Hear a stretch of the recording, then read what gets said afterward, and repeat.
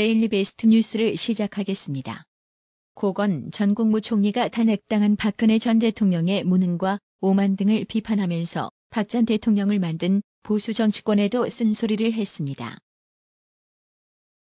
고 전 총리는 1일 공개한 고건 회고록 공인의 길에서 박 전 대통령에 대해 정말 답답했다며 오만, 불통, 무능 하시지 말았어야 했다라고 말했고, 아버지 기념사업이나 하셨어야 한다며 당사자가 제일 큰 책임이 있겠지만 그 사람을 뽑고 추동하면서 진영 대결에 앞장선 사람들에게도 큰 책임이 있다고 꼬집었습니다.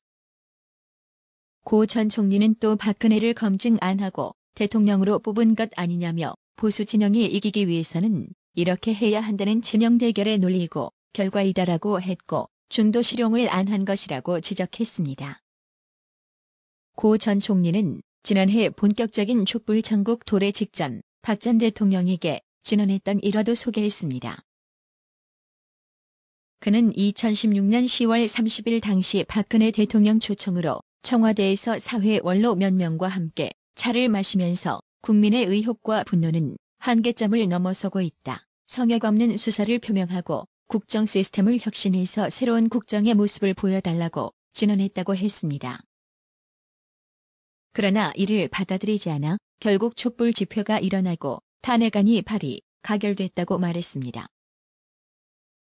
고 전 총리는 머릿글에서 실제 공직에 있었던 시간은 다 합해서 30년이지만 야인으로 지낸 20년 역시 공인의 마음가짐으로 살았으니 50년을 공인으로 살았다 해도 틀린 얘기는 아니다며, 공인으로서 나의 삶은 우리나라와 서울의 현대사와 깊게 엮여 있기에 무엇을 왜 어떻게 하려 했고 실제 어떻게 했는가 또는 하지 못했는가에 대한 회고의 기록을 남기는 일은 공인으로서 나의 마지막 의무라 생각한다고 밝혔습니다. 그는 내 회고담의 핵심 주제라 할 공인의 길과 소통의 문제야말로 지금 우리가 회복해야 할 가장 중심적인 과제다며, 국민으로서 정부의 무능은 참을 수 있을지 모르지만 공사의 혼돈과 독선은 참지 못한다며, 지난 교내 광화문을 달군 이것이 나라냐의 절규는 바로 공인 정신의 소멸과 소통의 부재에 대한 전 국민적 절망의 표현이 아니었을까라고 진단했습니다. 고 전 총리는 노무현과의 인연과 총리를 맡게 된 과정 등에 대한 뒷얘기도 털어놨습니다. 박근혜 대통령에 대한 비판적 회상과는 달리 노무현에게는 관대했습니다. 그는 첫 만남에 대해 이렇게 말했습니다. 1998년 서울시장 민선이기에 출마할 당시 국민회의 노무현 부총재를 만났다. 인상적이었다. 그의 화법은 매우 담백했다. 돌려 말하는 법이 없었다. 드물게 사심이 없는 정치인이라는 느낌을 받았다고 회고했습니다. 37세 최연소로 전남도지사가 되는 등 늘 최연소 타이틀을 달았던 고 전 총리는 나보다 나이 어린 상사를 둔 것은 노무현 전 대통령이 처음이자 마지막이었다고 기록했습니다.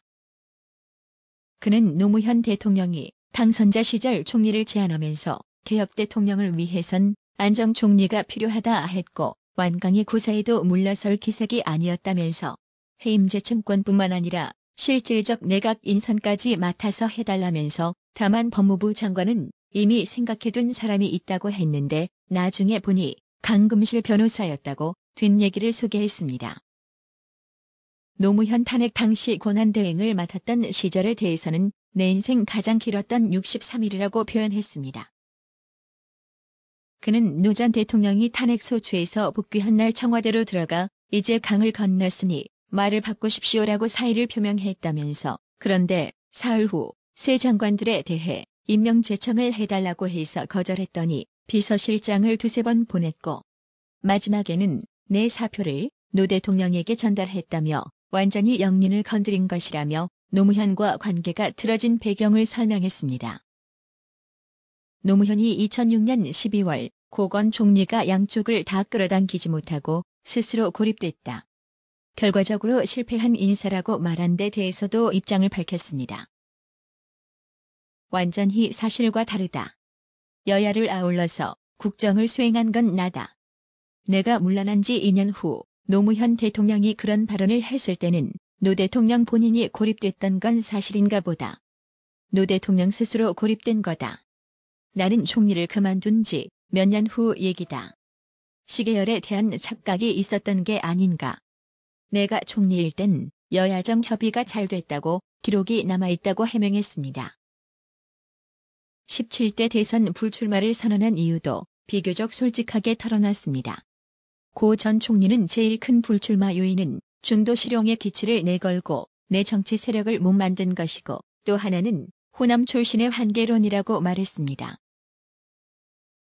그는 나의 정치적 실패를 놓고 보면 중도 실용의 정치가 설 자리도 좁았지만 비정당 출신 제3의 정치인이 설 자리가 더 좁았다며 참여정부의 총리를 해서 진보 쪽으로 포지셔닝이 된 상황에서 2006년 10월 북한의 1차 핵실험이 발생하니 역부족이었다고 설명했습니다. 이어 불출마 선언을 하고 사흘 후인가 돌아왔더니 DJ 쪽에서 보낸 정세현 전 장관이 동교동에서 번의하라고 하신다고 전했다. 후원해준다는 얘기다. 하지만 북한 핵실험으로 이미 기울어진 운동장이었고 열린 우리당이 아무리 간판을 바꿔도 떨어지는 건 확실했다며 다음 대선에 재수로 후보가 돼야 하는데 나이가 DJ가 대통령이 됐던 만 73세보다 많아지는 거다라며 노욕을 덮어버릴 만큼 권력 의지가 강하지 못했던 건 사실이라고 말했습니다. 한 시대를 풍미했던 정치인이 자신의 발자취를 남기기 위해 쓰는 회고록에 대해 뭐라 비판할 수는 없겠지만 지난 이 회장의 회고록 때도 그랬고 현재 살아있는 권력에게는 쓴소리 한마디 못하면서 죽은 권력인 박근혜 대통령에 대한 쓴소리는 마다하지 않는 모습이 비겁해 보이는 것은 저뿐만이 아닐 거라 생각합니다.